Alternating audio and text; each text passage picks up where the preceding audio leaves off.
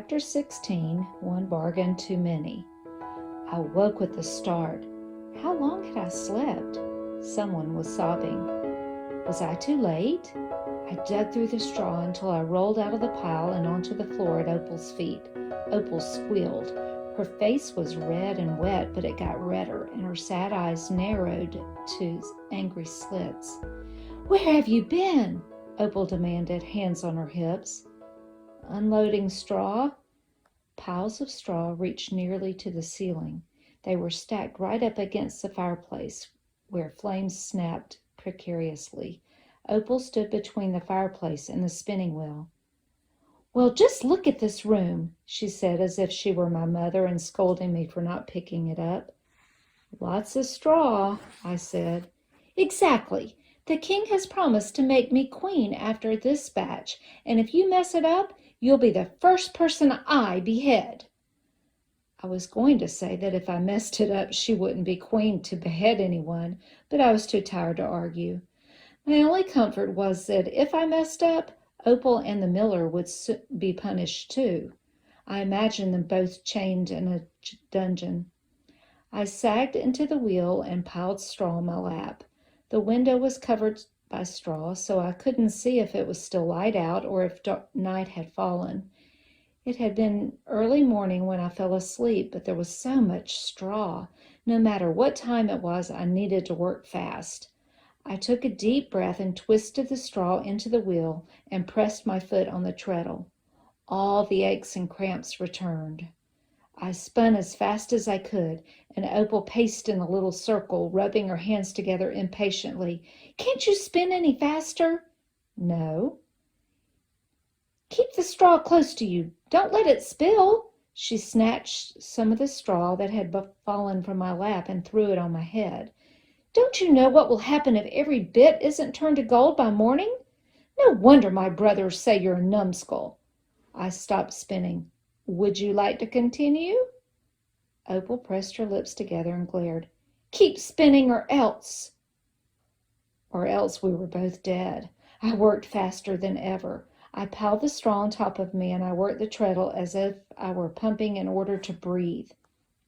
Hours passed. My whole body felt like one big cramp from sitting at odd angles and spinning for so long. Despite the growing pile of gold, the straw loomed over me like a beast prepared to swallow me whole. I worked faster. Soon I could see the tapestries on the walls, then the windows. It was dark out, which meant there was still time. The sky began to lighten as I was coming close to the finishing. The walls were now stacked with skeins of gold.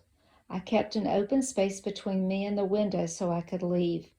I just hoped these walls were as easy to climb as the other tower. Only a few handfuls of straw remained at my feet. Opal had fallen asleep by the fire, her head resting on a pile of gold. A string of slobber hung from her mouth. The fingers of one hand were clasped around a finger on the other hand, as if she were missing something there, her ring. I stopped spinning. I hadn't made Opal give me something. I'd been so concerned with getting the spinning done in time that I forgot to ask. I had spun the gold, but what would happen if we didn't bargain? Would it turn back to straw? Would someone get hurt? Maybe I wouldn't be able to leave the castle. "Opal," I whispered loudly. "Opal, wake up." "Huh?" She sat up. Her face had big red marks on one side from the way she slipped in the gold. Her hair was pushed up and ratted all funny. She smacked her lips and wiped the slobber from her mouth. "Are you done yet?" She yawned. "Almost, but you forgot to give me something." "You never ask," she said with an innocent smile. "Well, I'm asking now. What will you give me?" "Nothing," she said haughtily, like she already thought herself a queen. "You've almost finished spinning, and I have nothing left to give. I already gave you my two most valuable possessions." She still rubbed at her ring finger.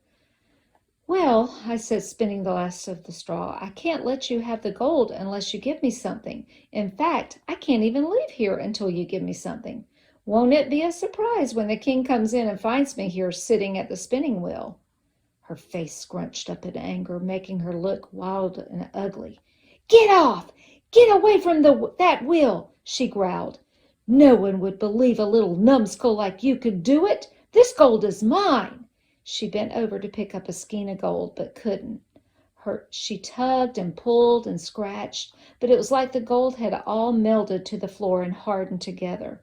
I let out a mirthless laugh. She couldn't take it. The magic wouldn't let her. What have you done? She snarled. You little scoundrel! I'll have your head for this. The gold isn't yours, I said calmly. You didn't give me something, so it's not yours. When the king comes, he won't be able to get it either. I smiled. Magic is so clever and logical. The wild look fell from Opal's face. She seemed to shrivel, and her tongue flicked out and wound around and around. Give you something, she muttered. She scratched at herself, pulled at her hair, yanked at her dress. Oh no, is she going to give me her dress? You don't have to give me a thing, I said desperately. You could make a promise to give me something later. I had no idea if that would work, but Opal was making me nervous, and suddenly the witch's warning was echoing in my brain. Strange promises can come out of the desperate. Promise you something? She thought out loud. Well, I'll be queen. I suppose I'll be able to give you most anything. But I can't give you gold. No, the king, my future husband, won't allow it. But what can I be sure I can give you? I don't know what my possessions will be. I was getting impatient. The sun was spilling over the stables now. Just promise me something. You can give me anything. Anything you know is yours. I'm not asking for your firstborn child. My child? You want a child? No, that's not what Of course, you'll probably never be able to have any of your own, and I might have more than I can care for. She was rambling to herself now. My mother had 10 children, and her mother had a dozen. I'm sure I shall be the same. What is wrong with giving one to someone who shall have none? Or if I never have one, I won't have to give it away. What harm is it to promise something that may never be? Opal. There were footsteps coming up the tower. I wanted to tell her it didn't need to be a baby. It could be a biscuit. It could be an apple. It could be her dress. But my tongue became a rock in my mouth. Just give me something, I said. Will you give me? What will you give me? The footsteps came closer, and Opal tensed. Get out! Get out! You cannot be here when he comes. She pushed me toward the window. What will you give me? You can't take the gold unless you give me something. I teetered on the windowsill. Opal looked back at the door and at all the gold around her. Keys jingled in the lock. Opal! I'll give you my firstborn child, I promise. She snatched a skein of gold and held it to her chest. She smiled triumphantly at me and stroked the gold as if it were a furry pet. The door swung open. I fell out the window. That moment would have been a good time to have a pile of straw beneath me.